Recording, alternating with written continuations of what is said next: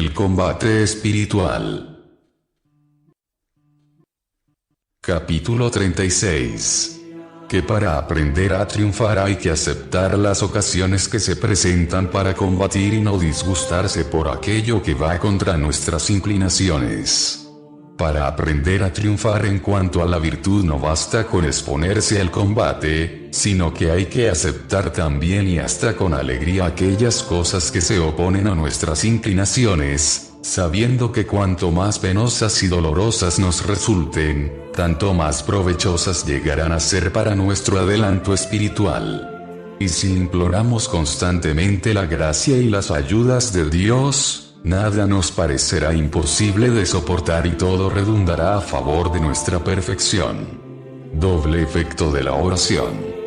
Cuando le rogamos a Dios que nos conceda una virtud, le estamos pidiendo también que nos conceda los medios para obtenerla. Si nos disgustamos porque nos envía esos medios, entonces ya estamos haciendo inútil la oración, porque por un lado pedimos una virtud y por otra no queremos que se nos conceda la manera de ponerla en práctica. Así, por ejemplo, cuando pedimos la virtud de la paciencia, lo más probable quizás, o sin quizás, será que Dios nos enviará sufrimientos, contrariedades, ofensas de personas, asperezas en el trato que nos dan, disgustos y otros medios que hacen crecer mucho la paciencia.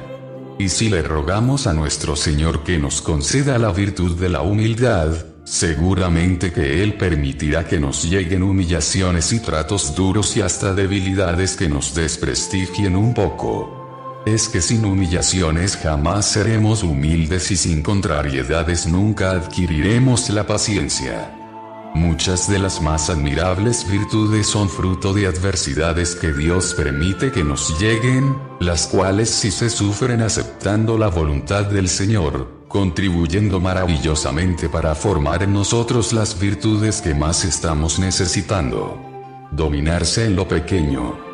Todo director espiritual que sea verdaderamente sabio, insiste en que las grandes virtudes se consiguen a base de ir mortificando la voluntad en pequeñas ocasiones en detalles casi insignificantes, porque las victorias que obtenemos contra nosotros mismos en las grandes ocasiones son más gloriosas, pero las que alcanzamos en las pequeñas ocasiones son incomparablemente más frecuentes. Aceptar lo que sucede. Hay que partir de un principio enseñado por San Pablo y que nunca nos cansaremos de repetir. Todo sucede para bien de los que aman a Dios. Romanos 8:28. Todas las cosas que suceden en este mundo las permite Dios para nuestro beneficio, utilidad y provecho. Al final de nuestra existencia veremos cómo Dios escribió derecho con renglones torcidos, y lo que nos parecía que era para nuestro mal, resultó ser para nuestro bien. Aceptar lo que Dios permite. Alguien dirá, pero ¿cómo va a venir de Dios lo que es malo y pecaminoso, si Él aborrece la iniquidad y la maldad? Claro está que esto no viene de Dios, pero si lo permite Dios.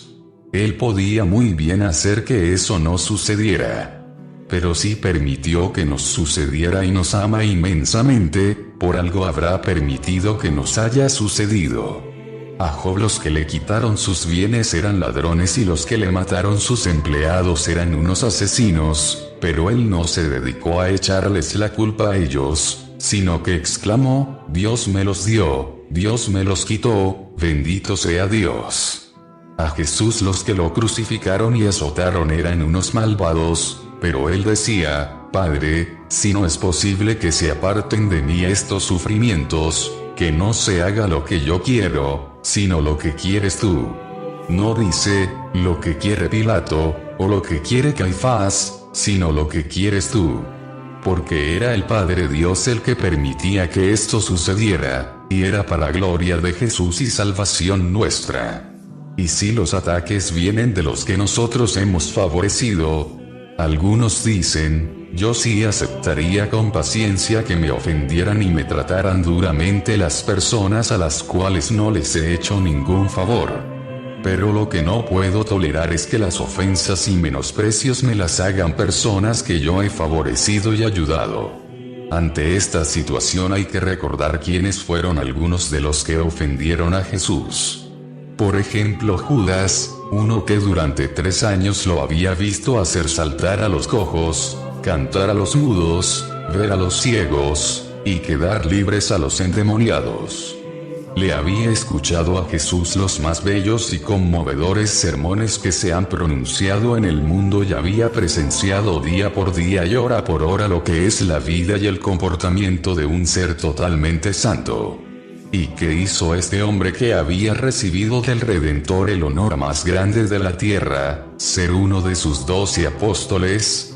Pues venderlo por 30 monedas y entregarlo con un beso traidor. Y Pedro lo negó 3 veces con juramento. ¿Y cuándo fue eso? La noche en que había recibido de manos del mismo Jesús la primera comunión, la noche misma en que había sido ordenado sacerdote. Él, que había recibido el inmenso honor de ser nombrado jefe de la iglesia y reemplazo visible del mismo Cristo, cuando éste dejara de estar visible ante la gente. ¿Y qué dijo Jesús ante tamaña ingratitud? Pues nada menos que esto tan sublime: Pedro, he rogado por ti. Si me amas, apacienta mis ovejas, apacienta mis corderos. En estos 2 casos sí que pudo Jesús repetir lo que dice el Salmo 55, si fuera un enemigo el que me atacara, trataría de esconderme de él. Pero eres tú mi compañero, mi amigo y confidente, a quien me unía una dulce intimidad, juntos íbamos entre el bullicio por la casa de Dios. Si al Hijo de Dios le sucedió que le fallaron sus más íntimos amigos, ¿qué diremos nosotros que somos unos miserables pecadores? Mucho más nos merecemos, por nuestras maldades. Lo que me disgusta es que las ofensas me las hacen gentes muy pecadoras. Existen personas que protestan porque los sufrimientos les llegan de gentes muy enemigas de Dios, y exclaman que esto no puede venir de la voluntad de nuestro Señor, pues Él aborrece a quienes viven obrando el mal. Pero recordamos quiénes fueron los que atacaron a Jesús, el mismo Satanás que lo llevó a la parte más alta del templo para proponerle que se lanzara desde allí por orgullo y vanidad. Herodes, impuro y escandaloso, que lo vistió de loco y se burló de él.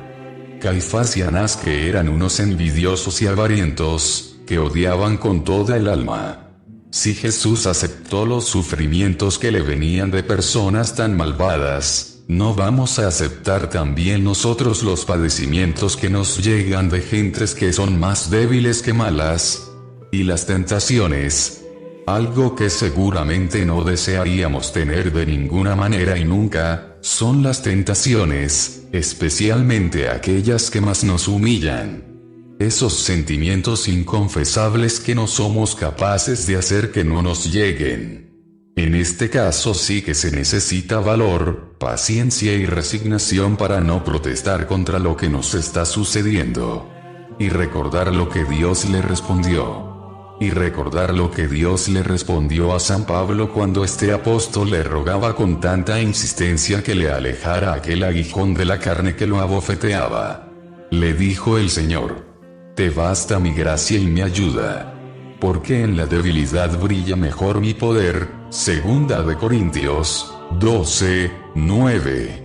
Ciertas tentaciones nos hacen progresar más en humildad y en paciencia que muchos sermones, y nos van convenciendo hasta la saciedad de aquello que decía Jesús: sin mí nada pueden hacer.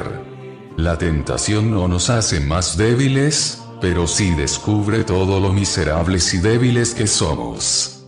Y si Dios no llega con sus ayudas muy especiales, tendremos que repetir con el salmista: antes de sufrir tentaciones yo decía, no vacilaré jamás. Pero retiraste tu mano, Señor, y caí en el más profundo abismo. Parodiando lo que exclamaba el santo Job, repitamos en tiempo de tentación: si recibimos de Dios los bienes que nos consuelan, ¿por qué no aceptar también las tentaciones humillantes que Él permite que nos lleguen? Dios sabe sacar bienes hasta de los mismos males. Todo sucede para bien de los que aman a Dios. Romanos 8. Capítulo 37. Aprovechar toda ocasión para crecer en toda virtud. Los adultos comerciantes aprovechan hasta las más pequeñas ocasiones que se les presentan para conseguir ganancias y aumentar así su capital.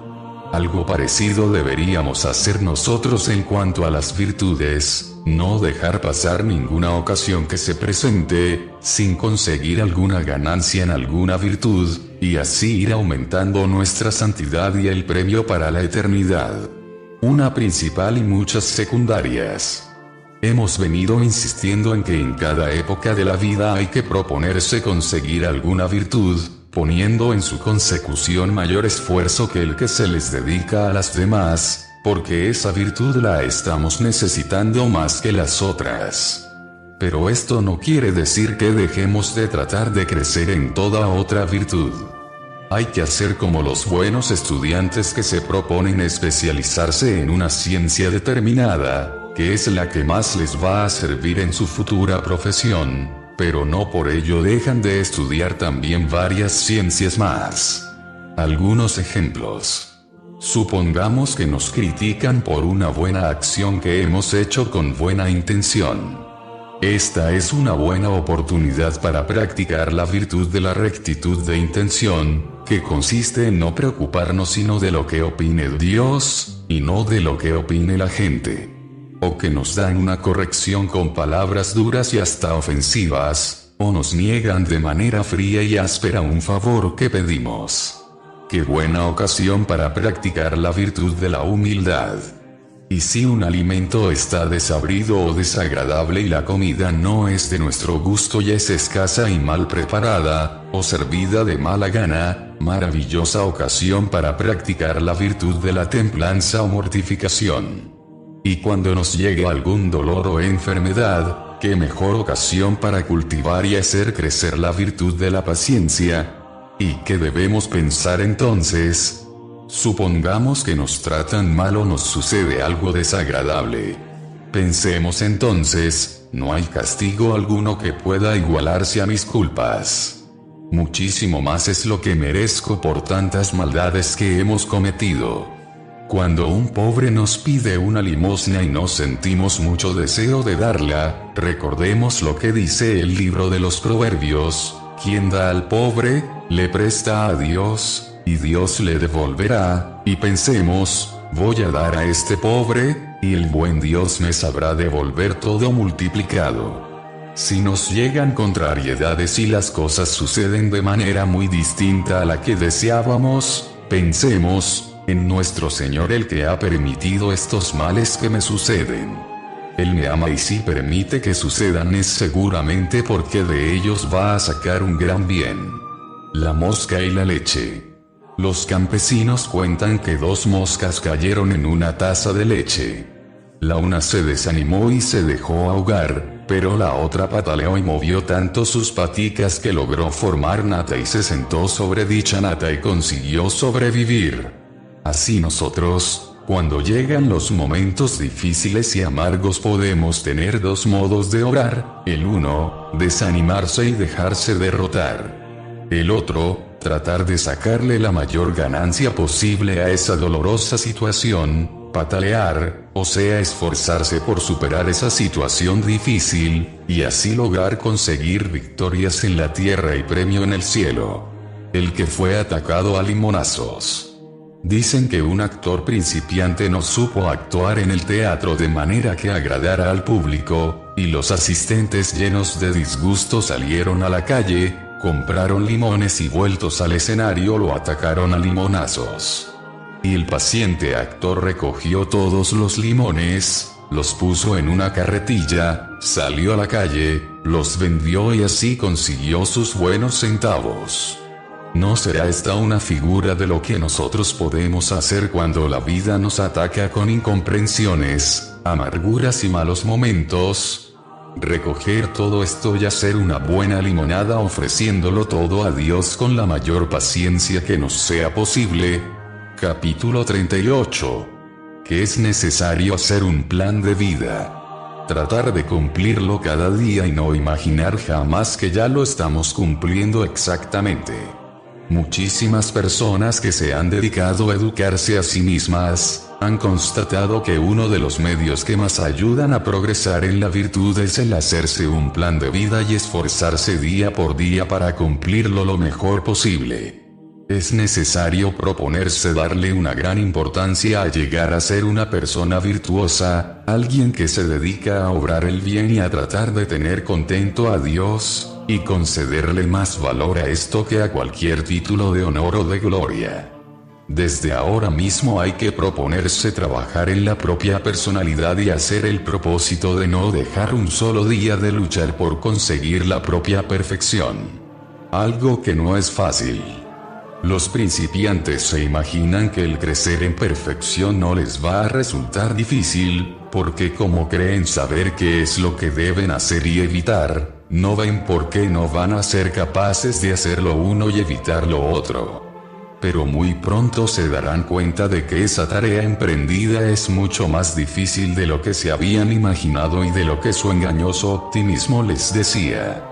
Mientras dirigen toda su atención a evitar una falta les sorprende otra, sus malas costumbres antiguas se aprovechan de sus descuidos y les hacen jugadas muy dañinas, sus malas inclinaciones resultan a veces más fuertes que su voluntad y más astutas que su inteligencia, y llegan a convencerse de que no basta tener buena voluntad y deseo de ser mejor, sino que se necesita una gracia o ayuda especial de Dios, vez por vez, y hay que repetirle mil y mil veces a Jesús lo que los enfermos le decían suplicantes: Señor, si quieres, puedes curarme.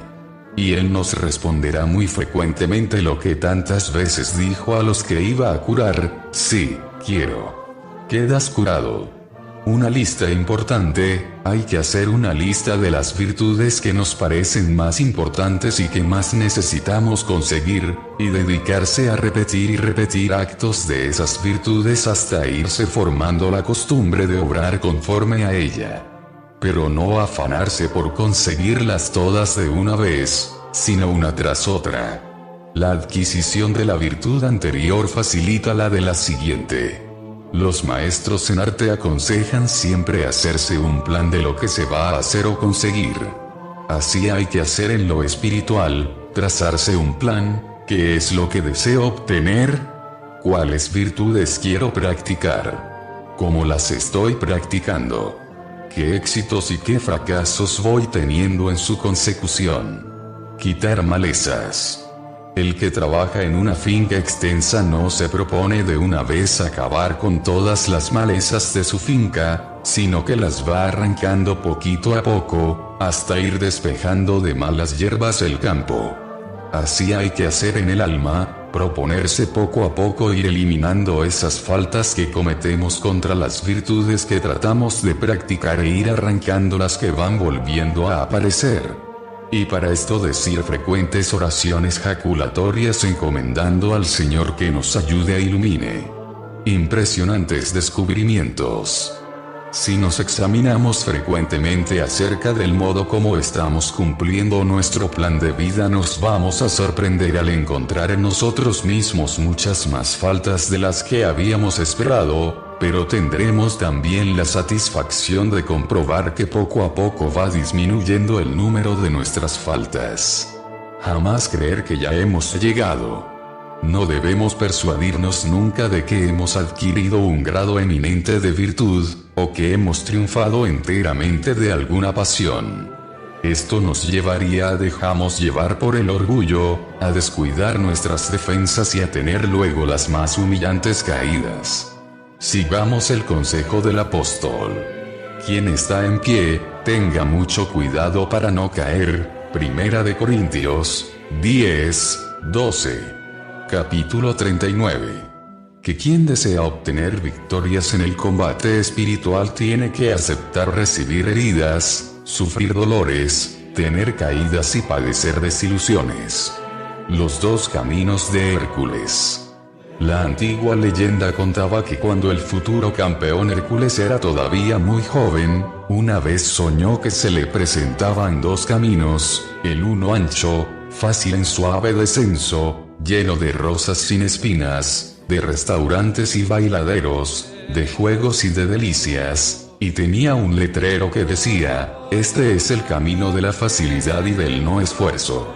Por él se llega a la ruina y al fracaso. Luego vio otro camino angosto, en su vida, lleno de pedregales ásperos, y de matorrales espinosos, sin bebidas fáciles a la mano, ni descansos muy refrescantes, y un letrero decía: este es el camino de la dificultad y del esfuerzo, de la lucha por mantenerse bueno. Lleva a la cumbre de la perfección y de la santidad. Y cuenta la leyenda que Hércules al despertar se propuso seguir siempre el camino de la dificultad y del esfuerzo y que llegó a ser campeón mundial. Los dos caminos de Jesús. 500 años después del sueño de Hércules, vino Cristo y nos dejó esta advertencia de enorme importancia. Tengan cuidado para que viajen siempre por el camino angosto de la dificultad, porque ancha es la vía y espacioso el camino que lleva a la perdición y son muchos los que caminan por allí, pero qué dificultosa es la vía y qué angosto es el camino que lleva a la vida eterna, y qué poquitos son los que viajan por esa vía. Mateo 7:13. Por eso tenemos que tener cuidado para no escuchar las voces de los enemigos de nuestra santidad que quieren que evitemos todo lo que sea difícil o nos haga sufrir. Eso sería un engaño muy perjudicial. Los pequeños sufrimientos van preparando para los grandes. Cuentan de un rey de la antigüedad que para evitar que algún día lo quisieran envenenar se fue acostumbrando a tomar cada día alguna pequeña dosis de antiveneno. Y más tarde, cuando en un momento de desesperación y desánimo quiso suicidarse tomándose un veneno, ya no logró envenenarse porque su organismo estaba entrenado para resistir. Algo parecido sucede a quien se va acostumbrando a sufrir con paciencia y por amor a Dios las pequeñas dificultades y contrariedades que le van llegando cada día. Cuando le lleguen las penas enormes y las catástrofes, ya tendrá su voluntad tan fortalecida que será capaz de resistir sin desanimarse ni rendirse. Una regla muy provechosa. Algo que produce gran paz y serenidad es acostumbrarse a aceptar de buena gana siempre y en todo lo que Dios permite que suceda. Nunca llueve demasiado ni hace demasiado calor, sino que cae la lluvia que a Dios le pareció bien que cayera y hace el calor que nuestro Señor dispuso que hiciera. No se cae un cabello de nuestra cabeza sin que Dios haya dado la orden de que se cayera. Y lo que este Padre misericordioso permite que les suceda a sus hijos que tanto ama, seguramente es para el bien de ellos. Buen negocio. Una santa decía: siempre me sucede lo que yo quiero que me suceda. Y alguien le dijo: eso es imposible, porque en la vida a todos nos suceden cosas que no quisiéramos que nos sucedieran. Y ella respondió: es que yo quiero siempre lo que Dios quiere y permite.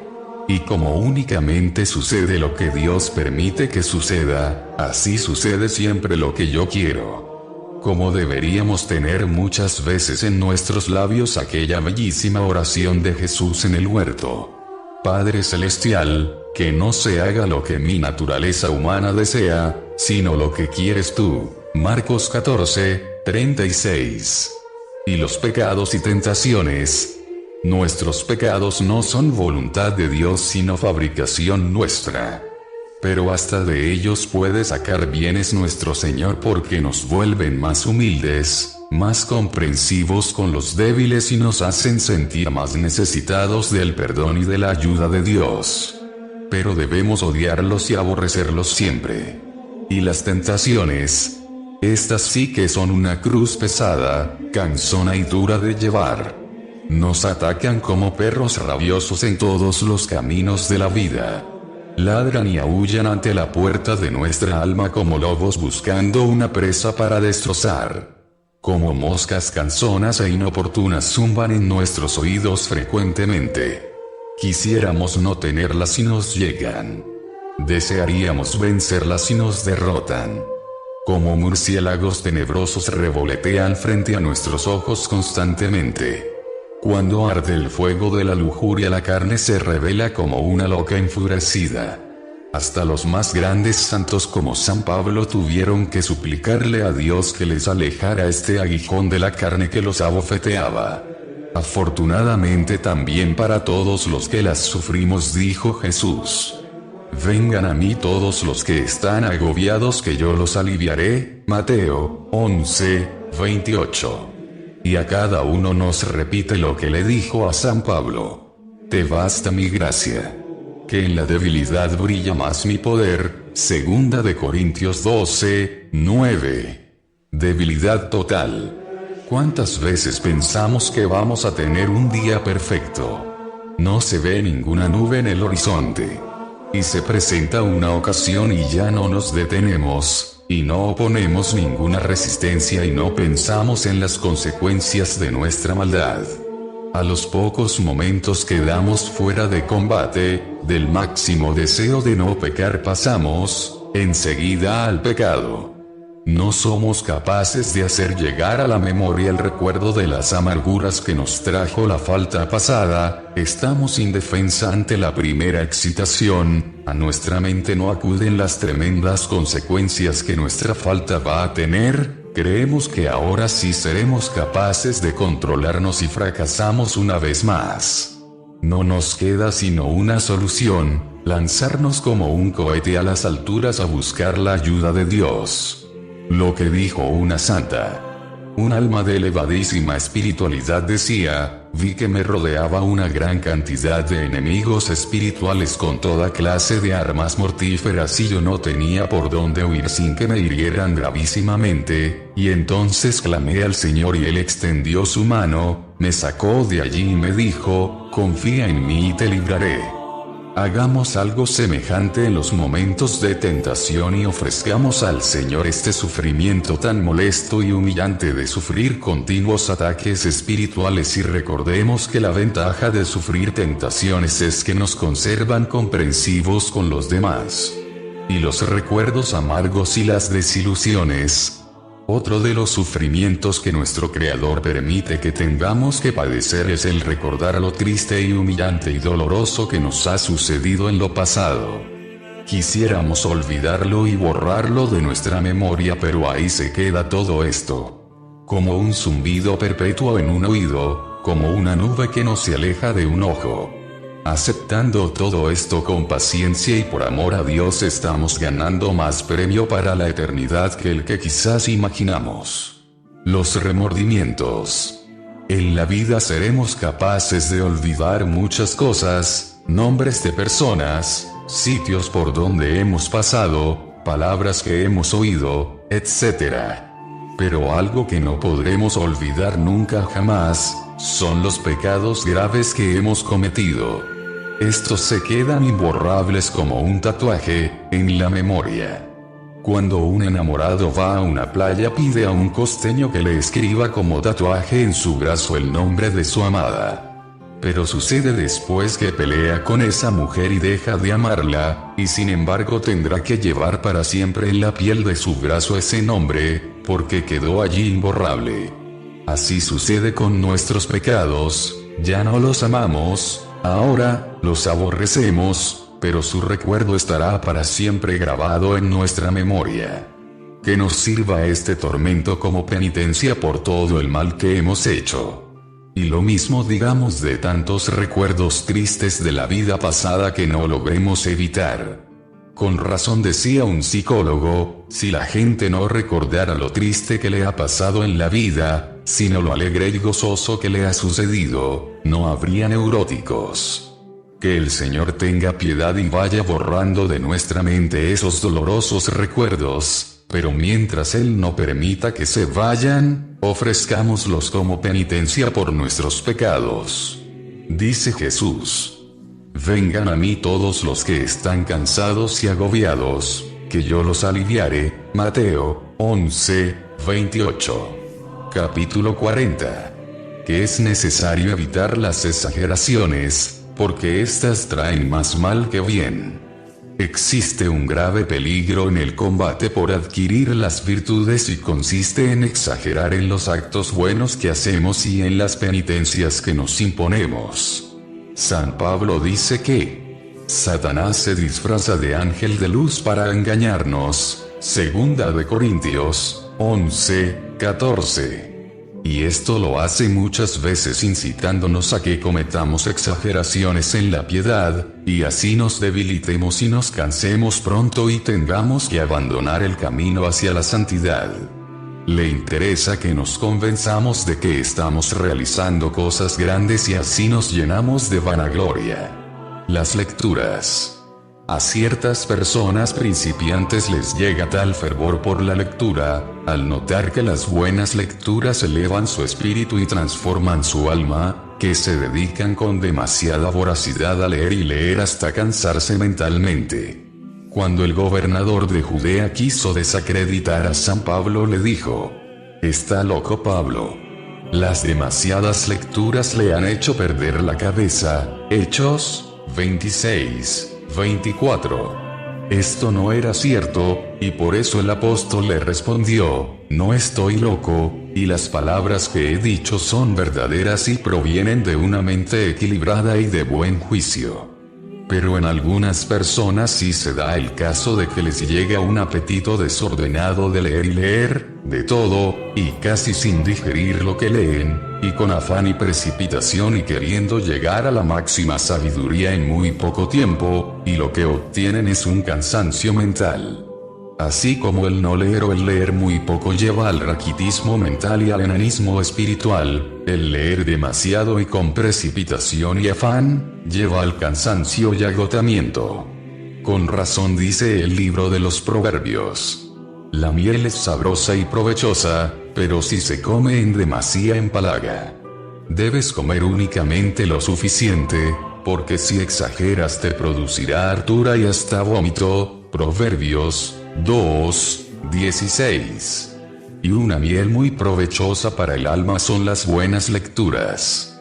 Claro está que para la inmensa mayoría de los católicos, más que avisarles que no lean demasiado, lo que hay que aconsejarles es que lean un poco más, porque leen demasiado poco, y quizás el 90% de lo que leen es más alimento de animales que manjar para el espíritu.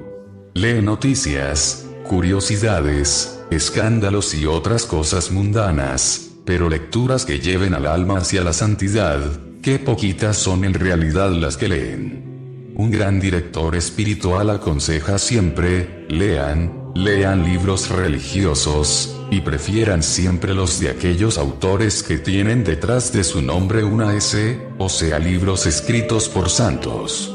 Las penitencias. Uno de los errores más dañosos para quienes principian la vida de santidad es dedicarse a imitar a los grandes santos en hacer penitencias exageradas, desproporcionadas a sus fuerzas.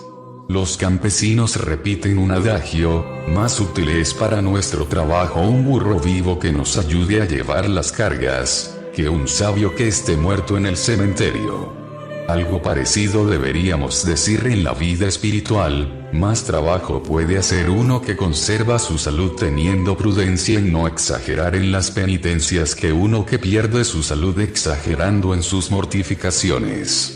A los santos los podemos imitar en su amor al silencio, en su aprecio por la humildad, en su inmensa caridad hacia los demás y su intenso amor a Dios, en sufrir con paciencia las ofensas que nos hacen y las contrariedades y enfermedades que nos llegan, en no comer ni beber de gula, en luchar por evitar el pecado y corregir los propios defectos. Pero en cuanto a sus pavorosas penitencias, si no hemos recibido una gracia especialísima como la que recibieron ellos, será mejor no tratar de imitarlos porque podemos dañarnos irremediablemente la salud y desanimarnos en el camino de la santidad.